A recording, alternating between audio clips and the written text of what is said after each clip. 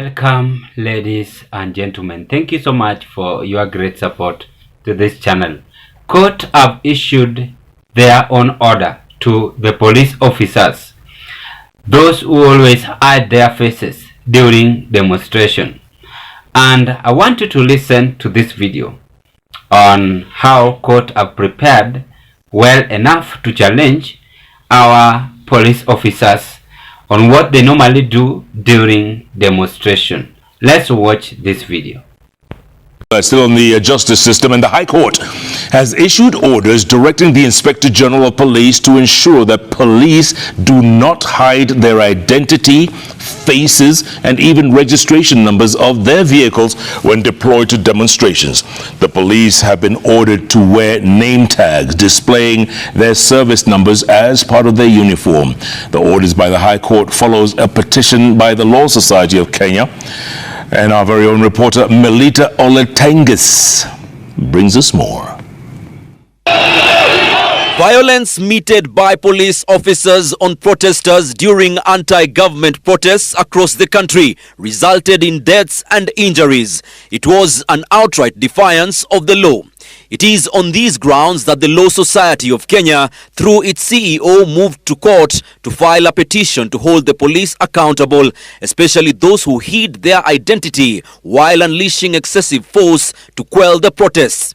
In the petition, the Law Society of Kenya cited that the Constitution provides for the culture of justification and that, among other issues, transparency and accountability is entrenched in the Constitution, which abolishes secrecy, and that Kenyans should be able to identify members of security agencies in order to invoke accountability when need be.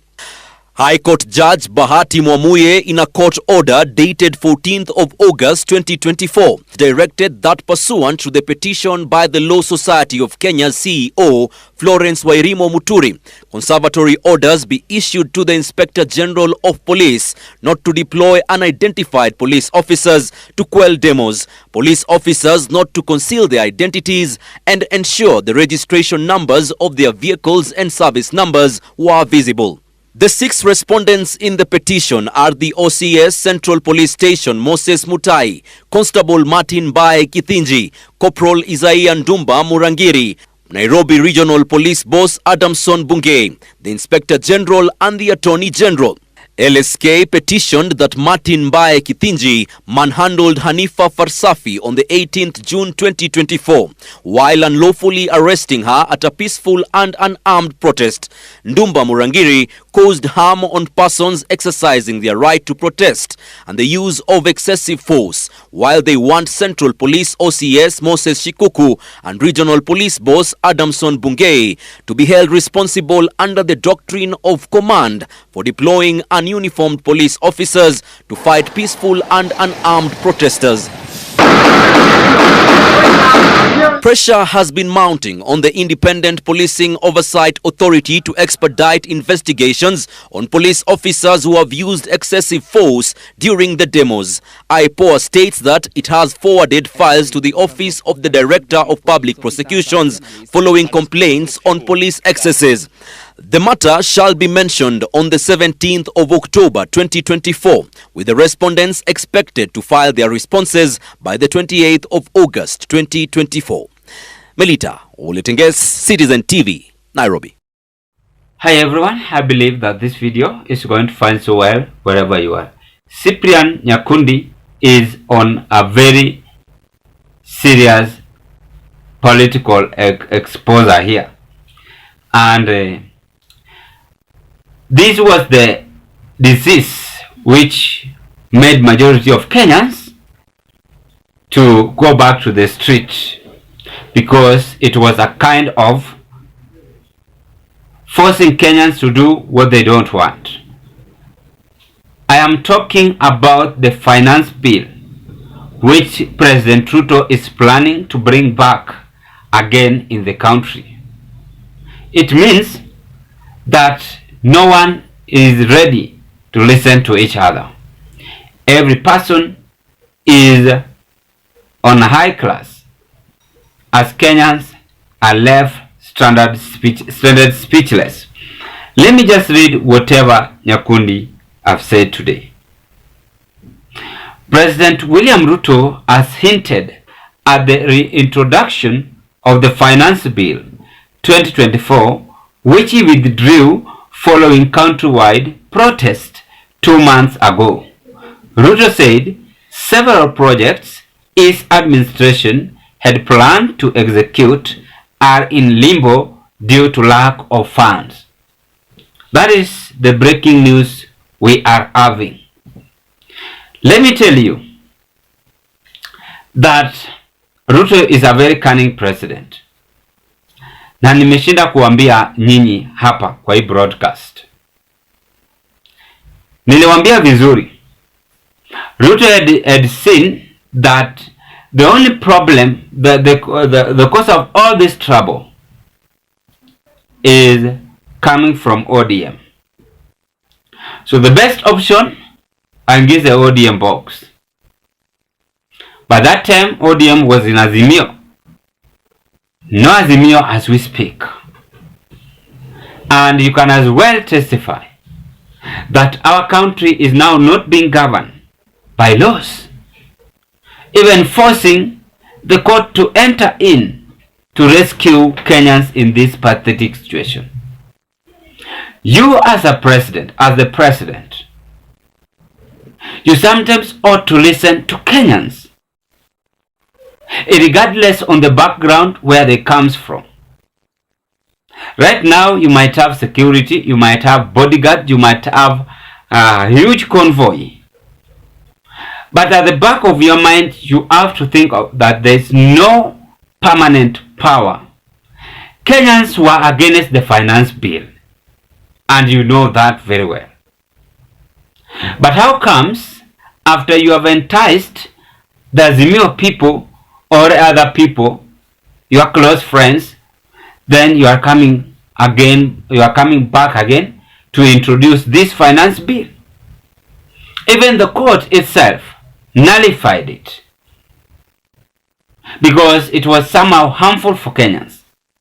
So let us just look the interest why Ruto is having to introduce this finance bill again. Number one, he himself is the one going to benefit because he has 85 to 90% on reintroducing this finance bill, as Kenyans are going to left behind. There is a video circulating in social media again where the group of investors from United States of America held a meeting under Kamala Harris administration together with the CS of cabinet secretaries, Musalia Mudavadi. And the Kenyans are asking themselves, we have a dream and we have vision for this our country.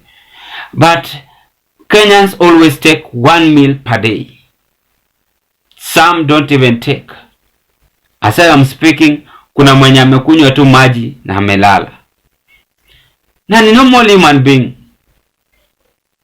Na si ati hafanyi kazi tuseme hivyo.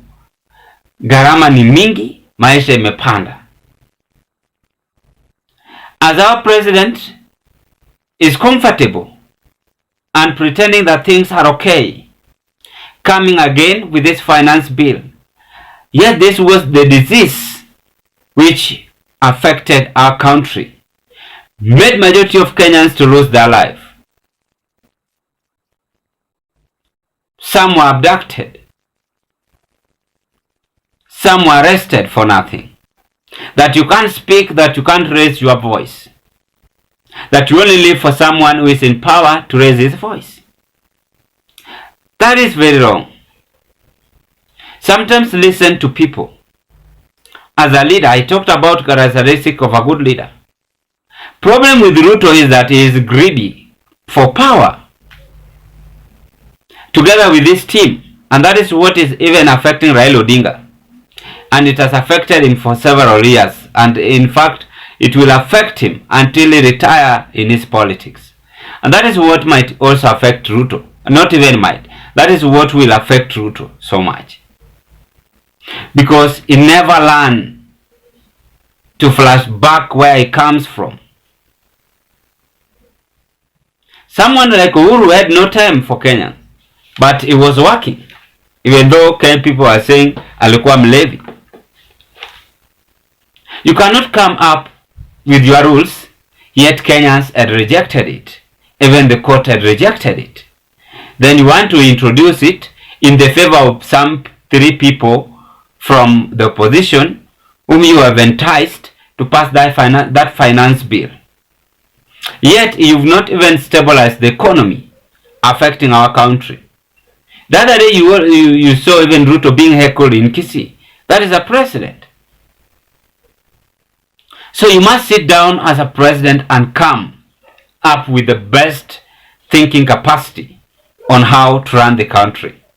Running the country is not all about standing on top of vehicles, is not all about talking too much.